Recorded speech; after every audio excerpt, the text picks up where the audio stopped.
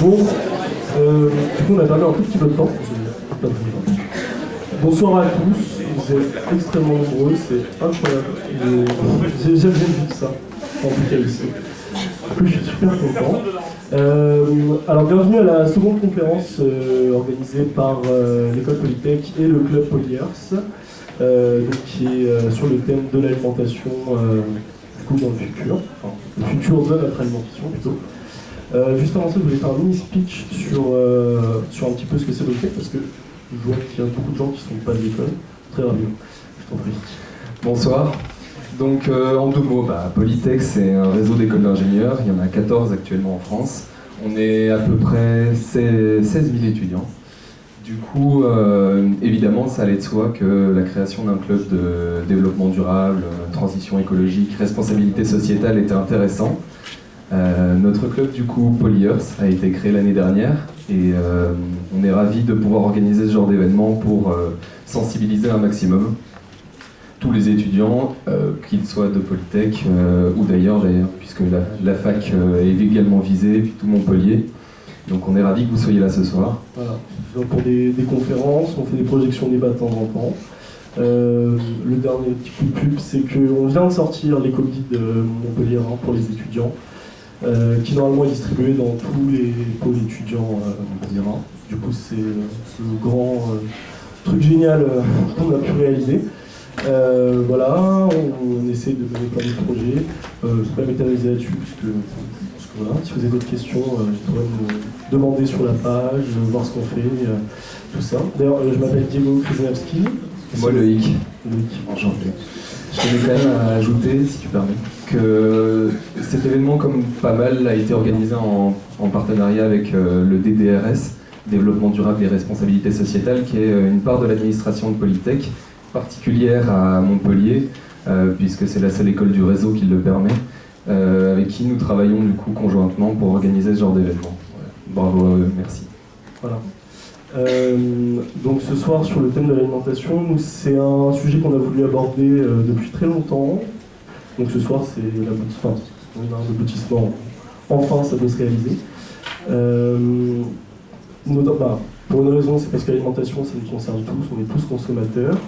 Des fois on a le choix, des fois on se rend compte qu'on n'a pas le choix, ça dépend. Enfin voilà. Et l'alimentation c'est quelque chose qui touche absolument tous les aspects sociétaux, économiques, peut-être même psychologiques, ça concerne la science, l'industrie. Et dans cette école, nous avons une filiale agronomie. Du coup, c'est quelque chose sur lequel on voulait absolument avoir une idée concrète et en parler. Et vous le savez peut-être, je pense que vous êtes là, que les enjeux sont quand même énormes aujourd'hui. Et donc, pour traiter ce sujet, on accueille Félix Lallemand, qui est donc doctorant au Muséum national d'histoire naturelle de Paris. Voilà. Là, tu es docteur. Félicitations. Bravo. Bravo. Et Arthur Grimonton, et toi tu es donc ingénieur spécialisé dans l'aménagement du territoire. Excuse-moi, je suis vraiment super. Et donc je parle beaucoup, je vais laisser faire leur petite conférence. Et merci absolument à toute l'équipe logistique, aux responsables du pôle DDRS. Merci à vous tous, merci à toute l'équipe Polyers, nous sommes deux mais l'équipe est assez grande. Merci à toi.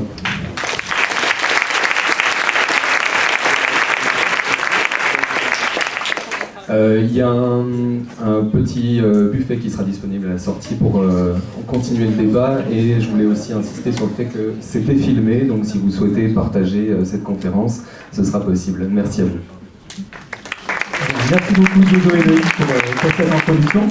Alors je regardais rapidement dans l'éco-guide et j'ai rien vu sur l'alimentation, alors peut-être que j'ai pas trop lu, mais du coup ça tombe super bien qu'on puisse en parler ce soir. Ce sera peut-être l'occasion de rajouter une ou deux choses à faire là-dedans. Très bien, alors pourquoi on est là, Arthur et moi ce soir? On s'est connus via une asso plutôt militantisme écologique, Ça s'appelle le The Shift Project, peut-être que certains d'entre vous connaissent. Ça a été fondé par Jean-Marc Jancovici, un ingénieur qui a pas mal réfléchi sur les questions d'énergie et de climat. Et donc on s'est rencontrés là-bas en tant que bénévole et on a notamment participé à l'élaboration d'un manifeste lors des présidentielles pour décarboner, pour inciter les candidats présidentiels à décarboner l'économie et en proposant quelques pistes d'action concrètes pour ce faire. Et donc on a chacun potassé un peu sur différents moyens d'action et notamment sur les questions d'agriculture. Donc ça nous a permis un peu de nous intéresser au sujet. Et maintenant, Arthur et moi, on a fondé une association qui s'appelle les Greniers d'Abondance, dont on vous reparlera un petit peu à la fin, pour justement vraiment travailler très concrètement sur ces questions de l'alimentation de demain. Et c'est un peu à ce titre-là qu'on vient ce soir. C'est notre première conf en public comme ça, tous les deux. On s'est entraîné une petite fois au Ferme d'Animertour il y a 1 an et demi. Mais bon, là, c'est super chouette d'avoir autant de personnes et des parcours un peu différents. Donc on est ravis d'être ici. Merci de nous avoir invités. Et on espère que vous allez apprécier notre intervention. Alors, ça c'est l'Espagne. Est-ce que vous savez ce que c'est cette petite tache blanche au sud de l'Espagne? Quelqu'un connaît? Levez la main ceux qui savent ce que c'est. Avec une quinzaine de personnes à peu près. Alors on va zoomer un petit peu. Donc là, vous voyez, c'est quelque chose qui fait à peu près la taille de Montpellier, 350 millions de... Non, 350 000 kilomètres. 350 000 hectares, c'est ça. Donc vous voyez à peu près la taille de l'agglomération montpelliéraine. Et si on continue à zoomer, vous allez vous rendre compte que tout ça, en fait, ce sont des serres en Espagne, qui permettent de produire des fruits et des légumes, qui vont aller approvisionner derrière la plupart des marchés, notamment français, allemands et en Grande-Bretagne également. Donc la plupart des fruits et légumes que vous allez pouvoir trouver dans les supermarchés en France proviennent, en tout cas quand c'est marqué provenance Espagne, ça vient de cet endroit-là, qui est la ville d'Almeria, en Espagne, et qu'on appelle aussi la mer de plastique. Vous voyez un peu pourquoi. Alors ça a des conséquences évidemment écologiques assez désastreuses, hein. Ça provoque des déchets un peu partout, les eaux localement sont extrêmement polluées, et également des conséquences sociales assez terrifiantes. Il y a pas mal de migrants qui sont employés pour des salaires de misère et qui crèchent dans des bidonvilles pour produire ces fruits et ces légumes dans cet endroit-là. Mais voilà, ça illustre bien en tout cas les dimensions que peuvent prendre aujourd'hui le système alimentaire industriel qui nourrit une bonne part de la planète. Donc justement, on va nous s'intéresser à comment on mange, comment on va manger. Et pour ça, on a un peu... on a prévu 3 parties dans notre exposé. Déjà, on va commencer par faire un état des lieux de la situation actuelle, parce que pour comprendre un peu comment les choses vont évoluer, c'est bien d'avoir quelques bases sur la situation d'aujourd'hui. On va regarder un peu les perspectives pour 2050, voir ce à quoi on peut s'attendre et dans quelle mesure ça peut avoir d'influence sur le système alimentaire. Et puis on va vous proposer notre vision de ce que peuvent être les systèmes alimentaires de demain. Alors, commençons très rapidement par une petite histoire des agricultures. Donc, les humains, Homo sapiens, se sont mis à cultiver des choses, à domestiquer des plantes et des animaux à peu près il y a moins de 10 000 ans avant Jésus-Christ, lors de la période qu'on appelle le néolithique. Donc c'était ce qu'on a appelé la révolution néolithique. Là, on est passé de chasseurs-cueilleurs à agriculteurs. Alors ça n'a pas été une transition complètement abrupte, hein, ça s'est fait sur le temps long. On a encore aujourd'hui des peuples de chasseurs-cueilleurs. Mais en tout cas, il y a moins de 10 000 ans, c'est vraiment à l'époque des premières domestications à différents foyers comme ça sur la planète. Donc on a commencé plutôt par des méthodes d'abattis-brûlis, où on coupait certaines parcelles de forêt pour faire les cultures. Puis après, ce sont d'autres pratiques agricoles, d'autres systèmes agraires ont vu le jour, notamment grâce à la traction animale, donc la culture dite attelée, d'abord légère, puis lourde un peu plus tard. Et puis après, lors des temps modernes, on a eu 2 révolutions agricoles importantes. La première au cours du XVIIIe siècle, qui a vu des systèmes sans jachère qui ont vu le jour. Donc ça, c'est des systèmes qui étaient beaucoup plus productifs que les systèmes antérieurs. Et donc grâce à ça, les rendements ont pu augmenter d'un facteur 3 en Europe. Et un peu plus tard, au cours du XXe siècle, c'est la deuxième révolution agricole, qu'on appelle aussi la révolution verte, donc celle que vous avez sûrement étudiée au cours du secondaire, qui, elle, a permis à l'agriculture dite industrielle de voir le jour. Donc ça a été une révolution, là encore, extrêmement importante, qui a vu là les rendements augmenter d'un facteur 4 à 5 pour certaines productions. vraiment quelque chose de majeur. On ne va pas rentrer trop dans les détails de l'histoire des agricultures, mais il y a un super bouquin de Mazoyer et Rodard, Histoire des agricultures du monde, que je conseille à tous les agronomes ici dans la salle. Il est vraiment super intéressant.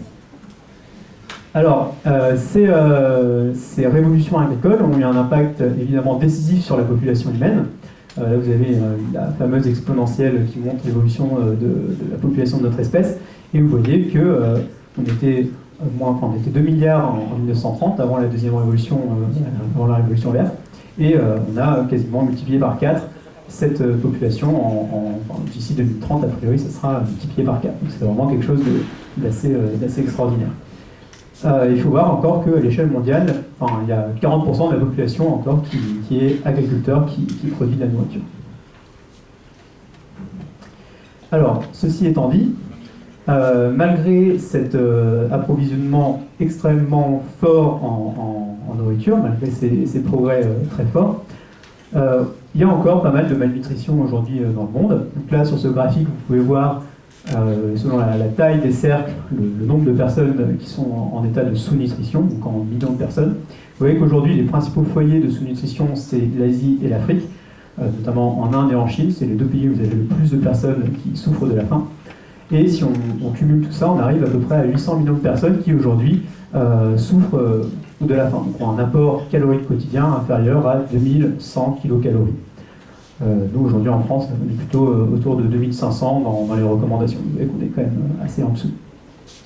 Et en plus de ces personnes qui sont donc sous-nourries, on a pas mal de gens qui souffrent de diverses carences alimentaires parce que leur régime alimentaire n'est pas assez diversifié. Notamment, il n'y a pas assez par exemple, de produits animaux, de fruits et légumes frais, de choses comme ça. Et donc, ces carences se manifestent par des maladies parfois graves. Ça peut être des carences en fer, de personnes anémiées, d'autres éléments minéraux comme le zinc, le calcium, ça peut être des carences en vitamines, etc. Donc, tout ça fait qu'au total, on a plus de 2 milliards d'êtres humains qui souffrent soit de malnutrition, de sous-nutrition ou alors de carences alimentaires.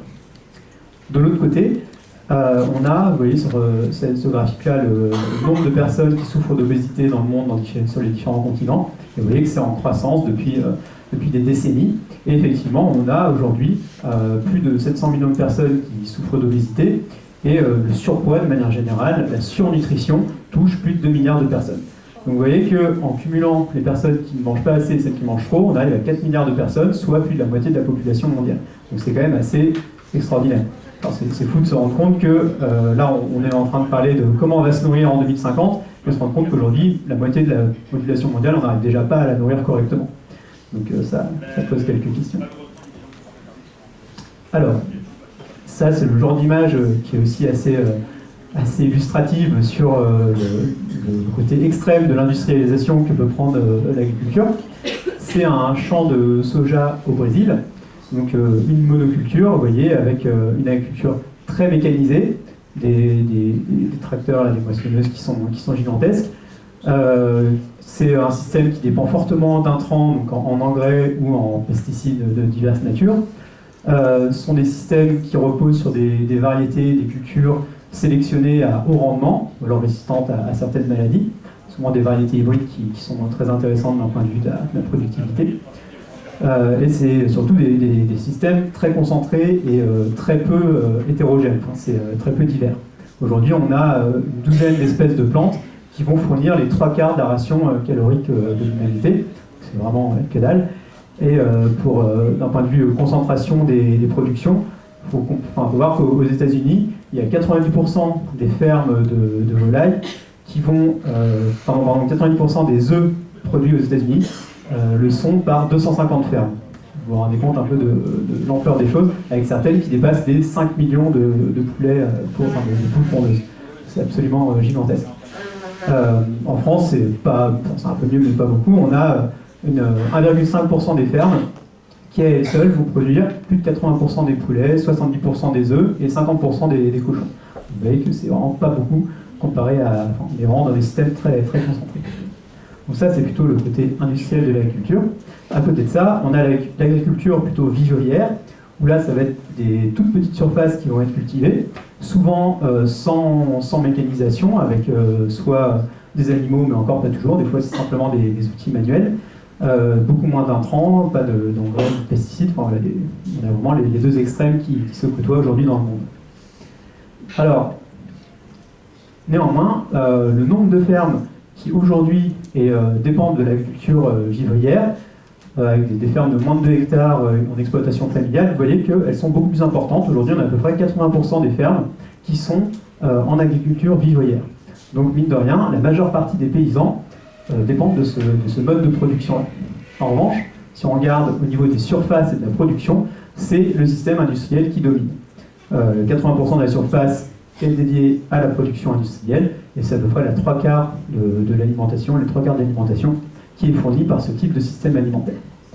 Donc voilà, il faut bien citer, il y a plusieurs agricultures, et là c'est deux extrêmes, évidemment, il y a plein de situations intermédiaires.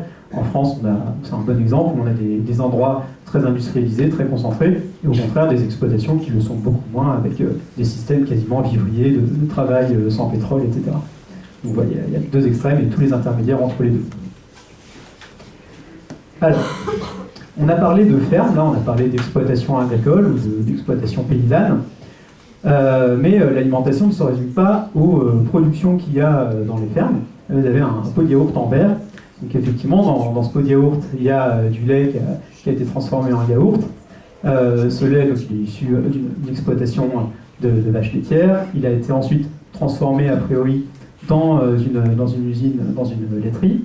Il y a sûrement du sucre qui a été rajouté, qui vient d'une sucrerie. Il a fallu fournir des betteraves pour alimenter cette sucrerie. Puis là, sur la photo, vous voyez aussi que c'est un pot en verre.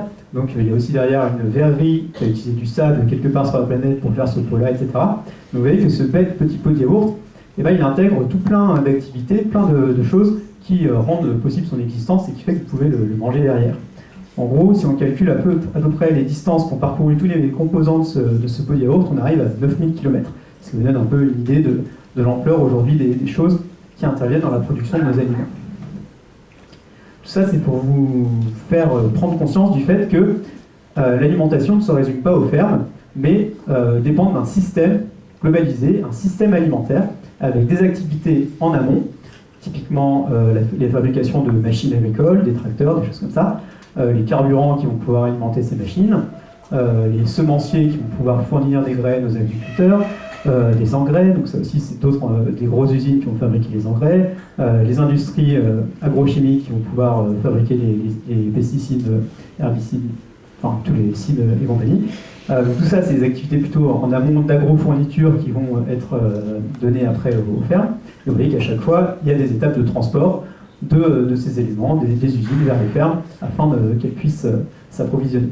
Et inversement, en aval, une fois que les fermes ont produit la nourriture ou certains matériaux pour l'agro-industrie, eh bien, il y a encore des transports vers les usines. Là, par exemple, vous avez une sucrerie de betteraves, vous avez une laiterie, puis après vers les supermarchés. Les gens vont se déplacer vers les supermarchés pour acheter les produits, les consommer chez eux, etc., jusqu'à la gestion des déchets.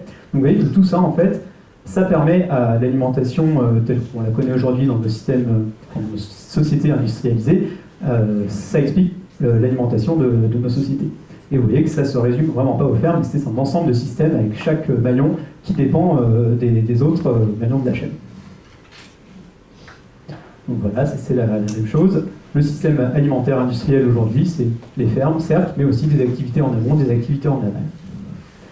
Et comme la plupart comme tous les systèmes, il y a des choses qui vont rentrer dedans, qui vont permettre à ce système de fonctionner. Pensez au système thermodynamique, pour ceux à qui je parle. Il y a de la matière et de l'énergie qui rentrent dans le système. Pensez à une cellule aussi, pour les biologistes, pareil, il y a des choses qui rentrent dedans, des choses qui sortent. Donc c'est intéressant de voir un peu quels sont les flux de matière et d'énergie dans notre système alimentaire aujourd'hui, pour essayer de comprendre un peu comment il fonctionne. Alors, on va commencer par regarder ce qui rentre, et notamment voir un petit peu, d'un point de vue matière et énergie, les flux qui sont mis en jeu. Et notamment, on va commencer par l'énergie, et regarder un peu les rapports entre l'énergie qu'on fait rentrer dans le système et l'énergie qui en ressort sous forme de nourriture. Alors, en 1940, donc il n'y a pas si longtemps que ça, lorsqu'on dépensait une calorie, donc une unité d'énergie, dans le système alimentaire, on en récupérait 2,3 sous forme de nourriture. À votre avis, aujourd'hui, quand on dépense une calorie, combien est-ce qu'on en récupère ? 0,1. C'est pas mal, ouais.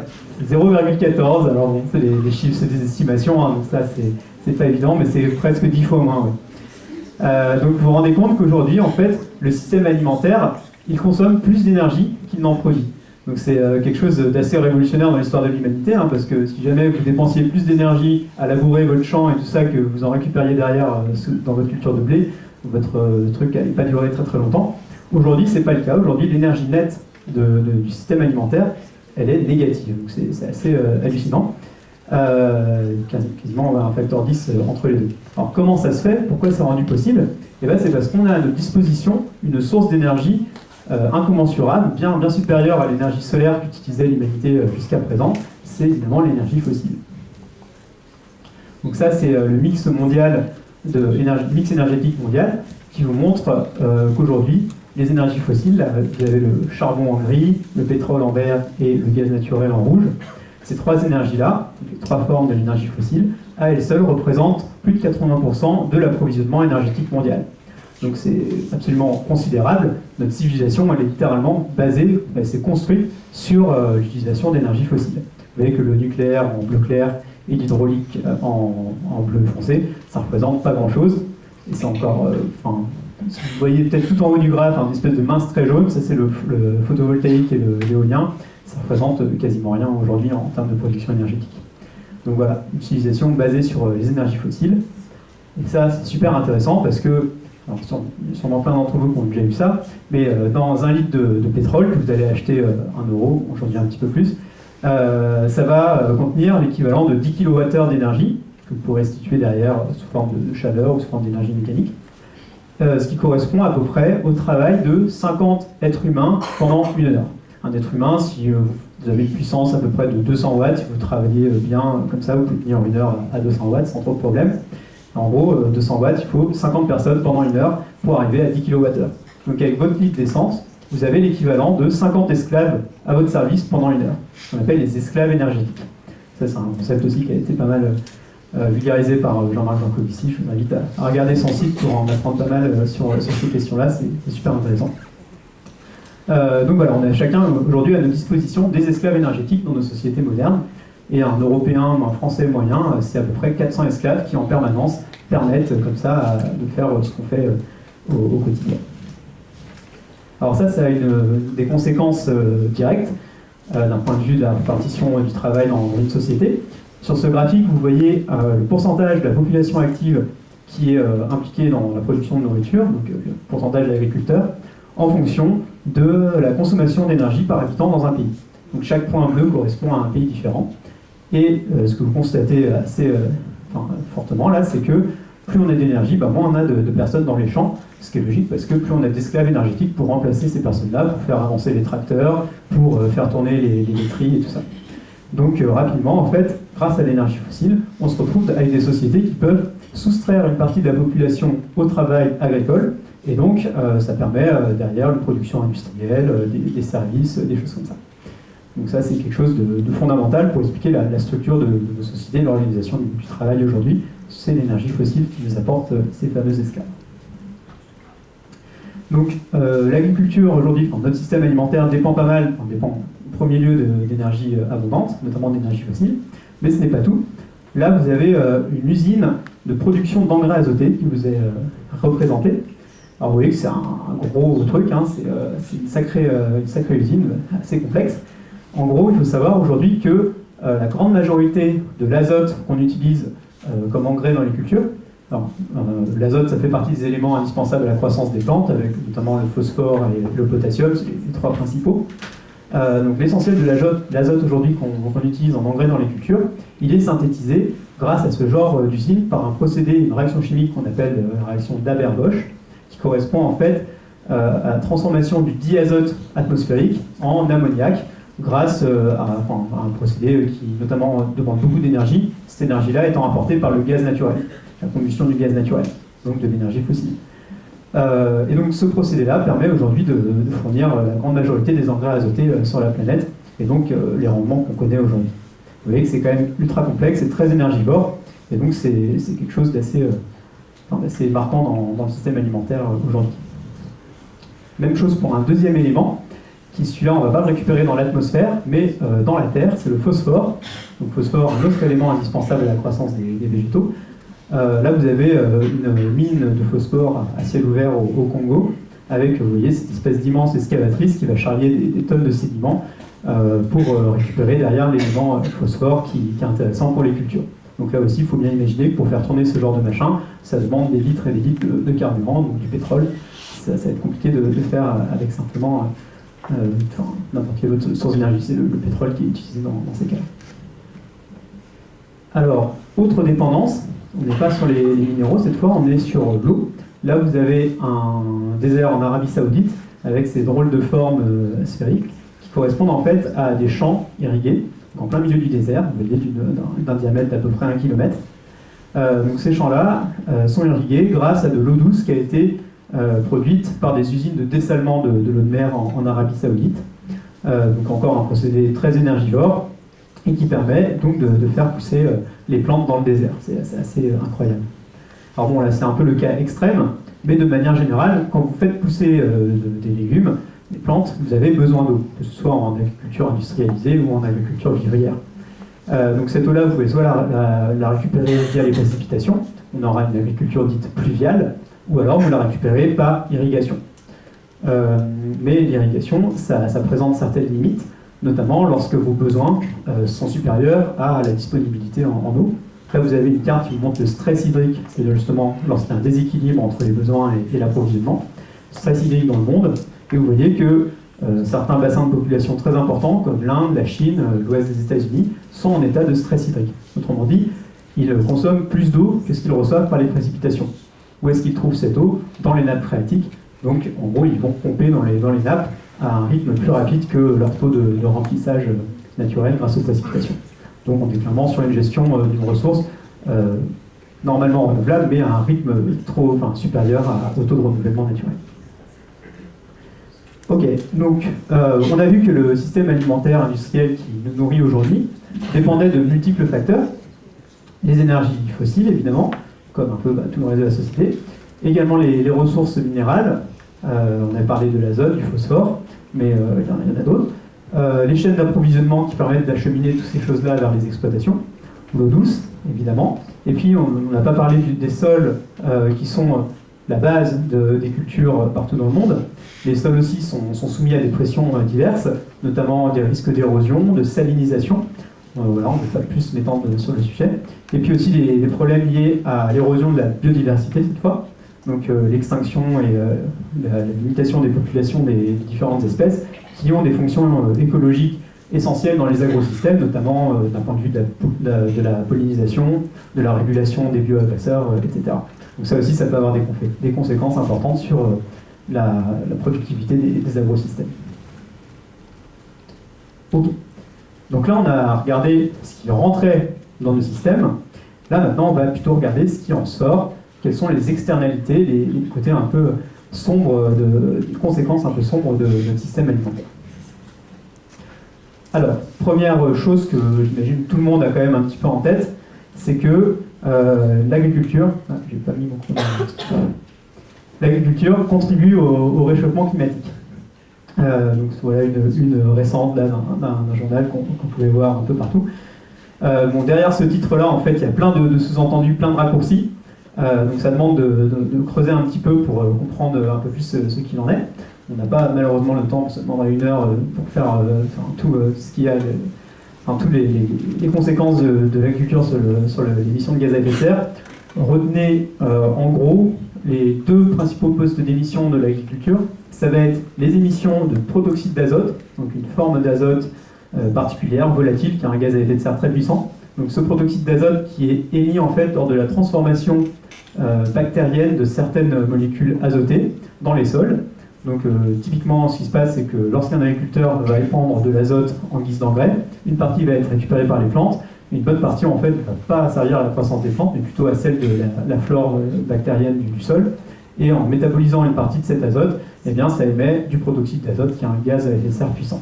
Vous voyez que l'ajustement des besoins des plantes en azote et de l'apport par l'agriculteur, c'est un facteur, un levier d'action sur ces émissions-là. Donc ça, c'est à peu près 1 tiers des émissions de l'agriculture. Un autre tiers, ça va être plutôt la fermentation des ruminants. Donc là aussi, on entend tous parler du méthane émis par les vaches. Alors c'est pas les pets des vaches, hein, c'est le rot des vaches, lors de l'éructation, lors de la rumination que les vaches émettent du méthane, c'est pas comme nous. Et donc tous les ruminants, en fait, par leur métabolisme, émettent du méthane, c'est normal, c'est leur flore bactérienne, encore une fois, qui, par fermentation, va produire ce gaz à effet de serre. Donc ça, c'est aussi un tiers des émissions. Et donc évidemment, le poids, l'élevage a un impact direct sur les émissions du secteur agricole. Et je vous passe un peu les calculs, mais on estime à peu près que 3/4 des émissions du secteur agricole, ça serait dû à l'élevage. Donc c'est effectivement pas du tout négligeable, et c'est un moyen d'action assez fort. Donc si on prend le total élevage plus culture de plantes, on arrive à un total à peu près 12% des émissions, c'était le calcul pour l'Europe, 12% des émissions qui sont vraiment au niveau des exploitations agricoles, au niveau des fermes. Sauf que, on l'a vu tout à l'heure, le système alimentaire, c'est pas seulement des fermes, c'est aussi plein de trucs en amont, des trucs en aval. Et si on prend tout ça en compte, on arrive plutôt à quelque chose de l'ordre de 30%. Donc un petit tiers des émissions, c'est quand même pas mal déjà, un tiers, c'est dû à la façon qu'on a de nous alimenter, la façon qu'on a de nous nourrir. Donc là encore, le changement climatique, si on veut s'attaquer au problème, eh ben, ça demande de réfléchir très sérieusement aux façons qu'on a de s'alimenter, et notamment à la place des produits animaux dans les régimes alimentaires.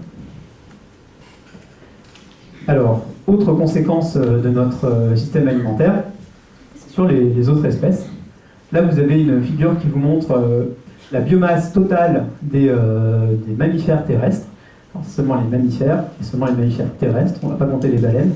Vous voyez que chaque carré représente 1 million de tonnes, et vous avez en gris foncé au milieu tous les êtres humains, et en gris clair autour d'eux tout le bétail, les animaux domestiques, et en vert tous les animaux sauvages, les mammifères terrestres sauvages. Vous voyez les éléphants qui se baladent tout en bas, là il y a un petit point qui représente l'ensemble des éléphants de la Terre. Mais bon, ce qui est plutôt remarquable, c'est la place que prend non seulement notre espèce, mais aussi surtout tous les animaux que nous élevons pour produire derrière la nourriture animale que nous ingérons. Donc ça, c'est quelque chose d'absolument énorme. Vous voyez la place du cheptel bovin qui est monstrueuse, qui elle seule représente peut-être 40% de l'ensemble de la biomasse. Il faut savoir que si vous mettez tout ensemble, on est à peu près à 98% de la biomasse des mammifères terrestres. Donc c'est absolument colossal.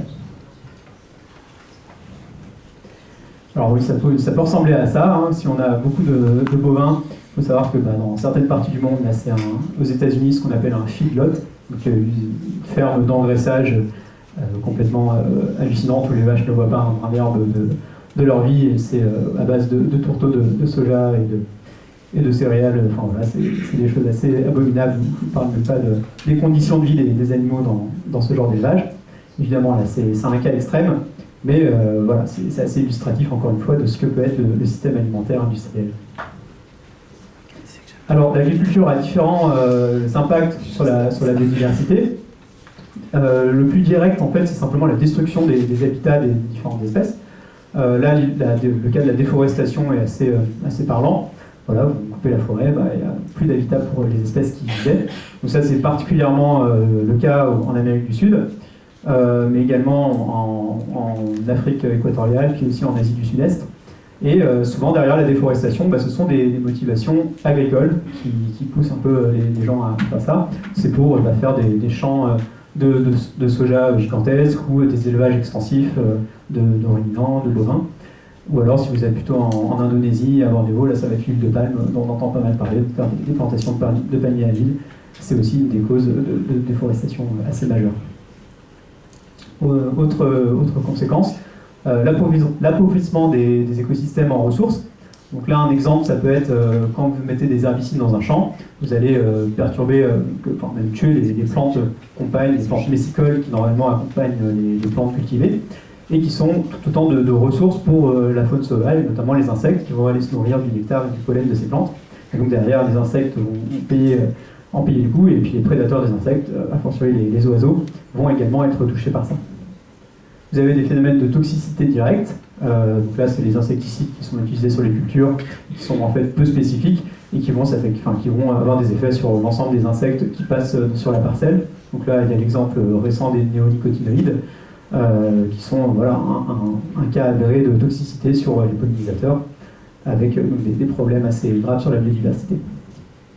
Et puis des pollutions un peu plus diffuses, un peu plus indirectes, notamment, rappelez-vous, on parlait de l'azote tout à l'heure. Souvent, il y a plus d'azote qui est épandu que les besoins des plantes. Et une bonne partie de cet azote, quand il n'est pas émis sous forme de protoxyde d'azote, il est lessivé, il part dans les cours d'eau, ce qui provoque des phénomènes qu'on appelle d'eutrophisation en aval, c'est-à-dire que localement, vous avez beaucoup de nutriments qui arrivent dans les écosystèmes, ce qui va profiter à certaines espèces qui vont localement polluer et asphyxier littéralement les autres espèces des milieux aquatiques. Là, c'est un exemple sur un étang, enfin une rivière en dessous. Vous avez le même genre de choses qui se passent dans la mer. Pensez aux marées vertes en Bretagne, c'est exactement le même phénomène. Donc, pour illustrer ça, il y a 2 études qui sont sorties récemment qui sont assez effroyables. La première sur les insectes, donc l'année dernière, dans un parc naturel allemand, sur 27 ans, les chercheurs ont constaté une diminution de 80% des populations d'insectes. Donc ça, c'est assez fou, surtout que c'était plutôt dans une réserve, donc on n'osait même pas imaginer l'état des lieux dans les parcelles à côté.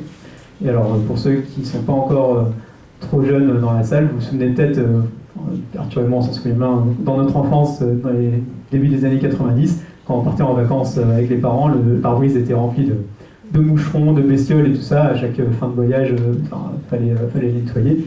Aujourd'hui, vous pouvez vous balader 6 heures en voiture dans la campagne, les pare-brises seront nickel à la fin, quoi. Ça, c'est à l'échelle humaine, sur 10 ans, on se rend compte de l'extinction, et c'est assez effroyable. Une autre étude sur les oiseaux, qui se nourrissent directement des insectes derrière, du CNRS et du Muséum de Paris, où là, ils ont vu qu'en 17 ans, c'était 30% des oiseaux des campagnes français qui avaient disparu. C'est pas 30% des espèces, mais c'est l'effectif des populations qui a perdu à peu près un tiers. Voilà, donc beaucoup d'externalités négatives également, que ce soit les gaz à effet de serre, la biodiversité, le bien-être animal, puis aussi, on en parlait un petit peu au début, l'homogénéisation génétique, c'est-à-dire qu'on dépend de très peu de cultures, il y a très peu de diversité dans les cultures qu'on utilise, et des impacts sanitaires derrière, aussi bien sur les humains que sur les animaux. Alors là, on peut parler des pollutions aux nitrates, qui sont derrière, qui nécessitent de traiter l'eau pour la rendre potable. On peut parler des pesticides et des effets qu'ils ont sur la santé des agriculteurs, voire des consommateurs. Pensez aussi aux problèmes de résistance aux antibiotiques dans les élevages. Il y a plein de choses qu'on pourrait aborder et qui sont pas super cool. Alors, petit bilan sur toute cette première partie, un peu l'état des lieux de la situation. Aujourd'hui, notre système alimentaire ne nourrit pas correctement la planète. On a vu que plus d'une personne sur 2 ne mangeait pas à sa faim ou alors mangeait trop. Il est majoritairement issu d'un système industrialisé, avec donc de multiples dépendances aux énergies fossiles, aux minerais, etc., et qu'il a aussi de nombreux impacts négatifs. Donc la question c'est comment on va le faire, que nous réserve déjà 2050, comment on va réussir un peu à corriger ça et à adapter nos systèmes aux décennies à venir. Donc, le monde en 2050. Donc, chacun, j'imagine, a sa petite vision du monde en 2050. Ça, c'est celle d'un architecte qui a plein d'imagination.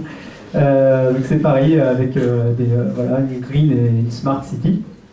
Donc, ça fait partie des imaginaires qui peuvent exister sur le monde en 2050.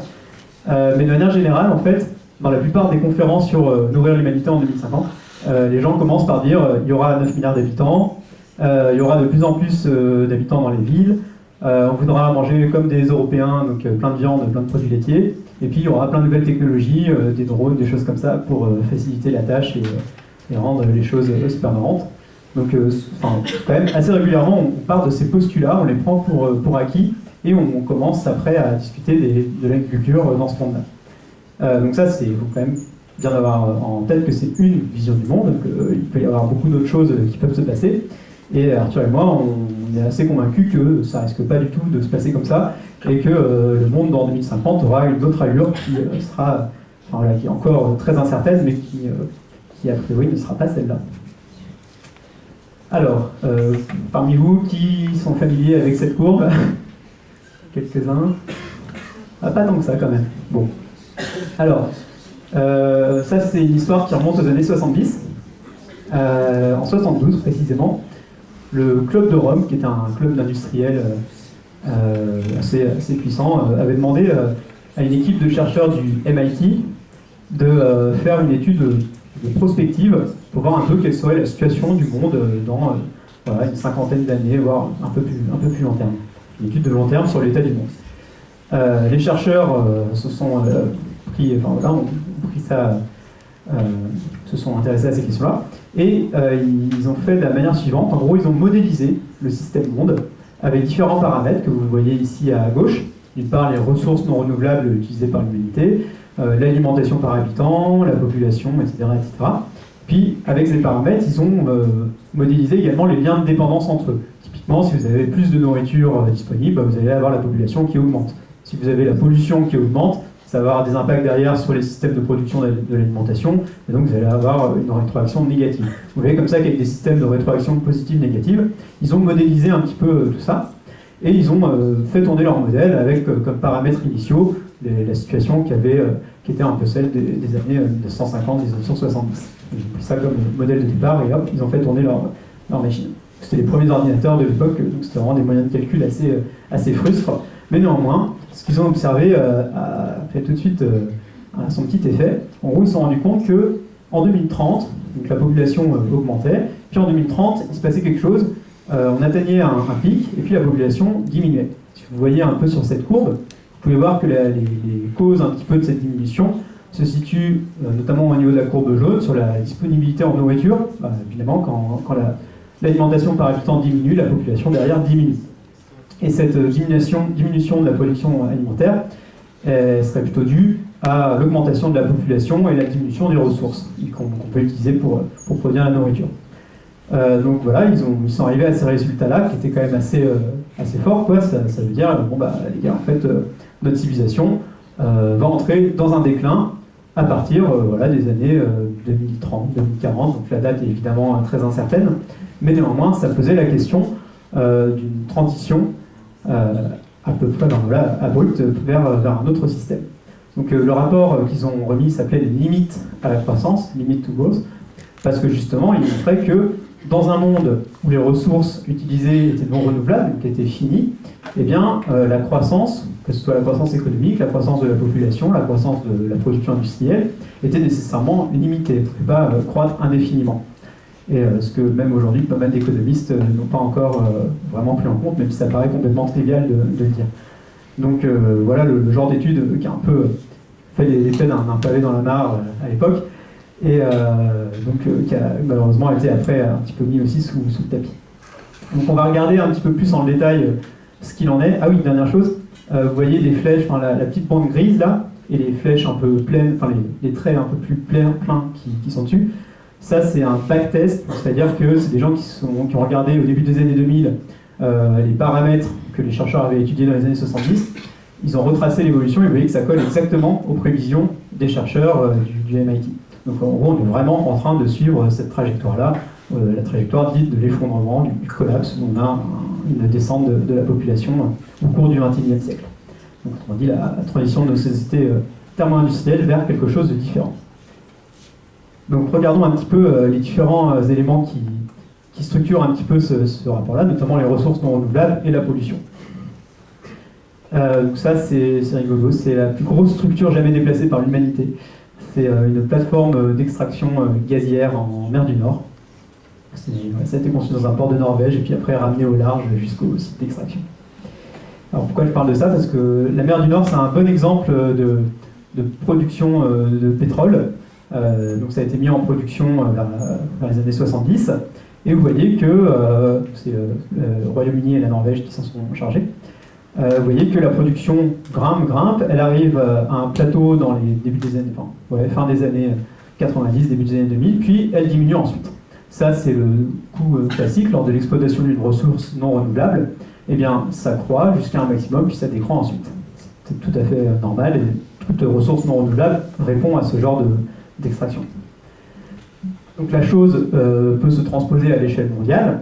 Si vous cumulez toutes les extractions de tous les pays, vous arrivez à ce genre de graphique, et ça vous montre un peu l'allure que pourrait avoir la production de pétrole dans les années à venir, et avec ce fameux point qu'on appelle le pic pétrolier, qui correspond en fait à l'époque, à l'année, où la production mondiale atteint son maximum. Alors cette histoire de pic pétrolier, elle n'est pas récente, hein. On se la pose depuis l'extraction, même avant du charbon.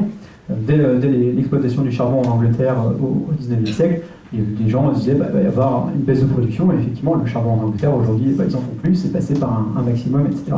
C'est la même chose pour le pétrole, sauf que là le problème se pose à l'échelle mondiale, et il se pose maintenant parce que les problèmes ne viennent pas à la fin de la courbe tout à droite, quand on a vraiment plus de pétrole, il se pose dès lors qu'on franchit le pic de production, parce que dès lors, chaque année, vous avez de moins en moins de pétrole à vous partager dans un monde qui est encore de plus en plus nombreux. Donc vu que le pétrole a une influence directe sur toute l'économie, permet de produire tout et n'importe quoi, de transporter des gens, des marchandises et tout ça, nécessairement, ça a des impacts économiques extrêmement forts, et notamment, c'est très probable que passé le pic pétrolier, on entre dans une période de récession généralisée et finalement indéterminée de l'économie. Parce que le pétrole, l'énergie, permet la croissance, permet de fabriquer des choses, de transporter des choses, etc. Dès lors qu'on aura passé ce pic-là, on devra inventer des nouvelles façons de gérer nos sociétés, de nouvelles manières de penser l'économie. Donc la question de quand est-ce que ça va arriver est quand même assez cruciale. Pour ça, on peut regarder déjà quelles sont les découvertes, parce que pour produire du pétrole, il faut déjà trouver les gisements. Là, vous avez un graphique qui vous montre les découvertes c'est les barres grises, et la consommation, qui est pareil que la production. Chaque année, on consomme tout ce qu'on produit. Donc c'est la ligne rouge. Et vous voyez que les découvertes, on a passé le pic à un moment, c'était dans les années 60, et depuis, c'est de plus en plus faible.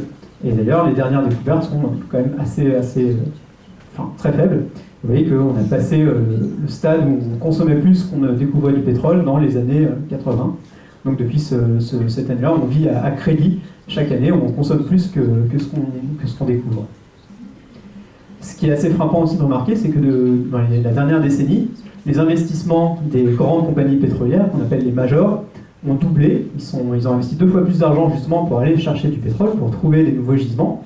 Et malgré ce doublement des investissements, les prospections, les découvertes n'ont jamais été aussi basses dans l'histoire de l'exploitation pétrolière. On investit encore plus d'argent pour trouver encore plus de pétrole, et on en trouve encore moins. Donc ça montre vraiment qu'il commence à y avoir de sérieux problèmes. Là-dessus, le rapport de l'Agence internationale de l'énergie, qui fait un peu, pas autorité, mais qui fait un bon état des lieux chaque année sur la situation énergétique. Donc, le rapport est paru hier ou aujourd'hui, je ne sais plus trop. Mais dedans, de manière criante, alors que c'est plutôt un institut qui est réputé pour son optimisme et pour prendre pas mal de pincettes, ils nous disent que aujourd'hui, il n'y a pas assez de découvertes pour que la production réponde à la demande dans les années à venir. Et donc, il y aura, a priori, ce qu'ils appellent un crush on the oil production en demande, un choc pétrolier dans les années à venir, et ce qui va avoir des conséquences assez fortes. Donc aujourd'hui, là, ce que vous voyez sur la courbe rouge, c'est seulement le pétrole conventionnel. Il faut savoir qu'il y a du pétrole non conventionnel, c'est le fameux pétrole de schiste qui est aujourd'hui en plein essor aux États-Unis, qu'on appelle aussi le pétrole de roche-mère.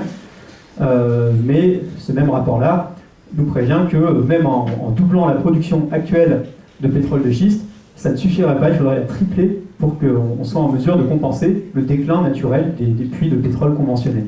Une autre façon de voir les choses, que le patron de Total notamment a dit l'année dernière, qui est une interview assez bluffante aussi, c'est qu'il faudrait, pour compenser le déclin naturel de la production de pétrole conventionnel, mettre en production l'équivalent de 4 Arabies Saoudites en 10 ans. L'Arabie Saoudite, aujourd'hui, c'est juste le premier producteur mondial, kiff-kiff avec les Russes et les Américains. Vous vous rendez compte que c'est juste complètement fou. Il faudrait mettre 4 fois cette production en marche en 10 ans, alors qu'on ne sait même pas où ils sont. On n'a pas encore les découvertes aujourd'hui pour pouvoir y remédier. Donc en fait, le problème du pic pétrolier, c'est maintenant, c'est pour les années 2020. Et on ne sait pas encore comment trop y répondre.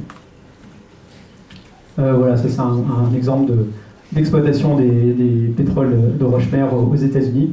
Vous voyez que c'est un truc assez complexe qui demande d'aller fracturer la roche-mère justement pour extraire le pétrole, qui est très coûteux finalement en énergie, en aménagement des terrains et tout ça. Et en gros, on entend souvent que pour produire 100 barils de pétrole au début de l'exploitation du pétrole, on avait juste à investir 1 baril de pétrole en termes d'énergie. Quand on investit 1 baril, on en récupérait 100, donc c'était super intéressant. Là, pour les pétroles de schiste, vous êtes plutôt autour d'une dizaine de barils récupérés lorsque vous en investissez un rapport quasiment 10 entre le pétrole facilement abordable d'avant et puis la situation d'aujourd'hui. Alors, le pétrole, c'est un peu le nœud du problème, ça a des conséquences systémiques, parce que ça nous permet de tout faire aujourd'hui. Là, c'est une mine de cuivre, c'est la plus grande mine en fait en activité au monde, c'est une mine de cuivre au Chili. Et vous imaginez bien que pour faire sauter la montagne, là, pour faire rouler tous les bulldozers, tous les engins qui vont permettre de récupérer le minerai, derrière de le faire fondre dans une fonderie pour avoir des belles tôles de cuivre pour pouvoir éventuellement fabriquer les câbles pour relier tous nos éoliennes, tous nos panneaux photovoltaïques ou tout ce genre de choses, et ben ça demande du pétrole. Ça demande une énergie concentrée, facilement mobilisable pour pouvoir réussir à faire tout ça. Donc toute l'exploitation